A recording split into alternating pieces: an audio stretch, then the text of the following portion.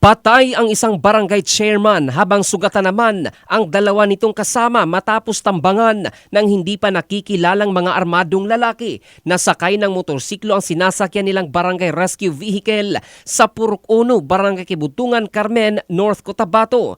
Kinilala ng pulisya ang nasawing biktima na si barangay chairman Arnel Padillon Aloydin. Sugatan naman sina Jovelyn Yunson at isang Samanda Andil, kapwa residente ng barangay Cadiz, Carmen, Cotabato. Batay sa paunang investigasyon, sakay ang mga biktima ng isang van na nagsisilbing barangay rescue vehicle nang harangin at pagbabarilin ng dalawang sospek bago mabilis na tumakas patungo sa hindi pa matukoy na direksyon. Agad na isinugod ng mga residente ang mga biktima sa Carmen Municipal Hospital, ngunit inideklarang dead on arrival si Aloydin.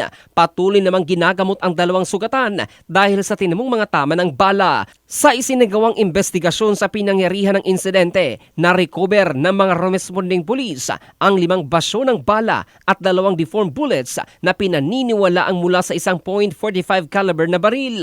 Kaagad namang nagsagawa ng hot pursuit operation ang Carmen Municipal Police Station, katuwang ang iba pang puwersa ng pulisya at militar. Nagtayo rin ng mga border control checkpoint sa mga strategic na lugar upang matuntun ang mga sospek, habang patuloy din kinukolekta ng mga investigador ang mga pahayag ng mga testigo at sinusuri ang mga kuha ng CCTV sa lugar upang matukoy ang identity ng mga salarin at ang motibo sa pamamaril.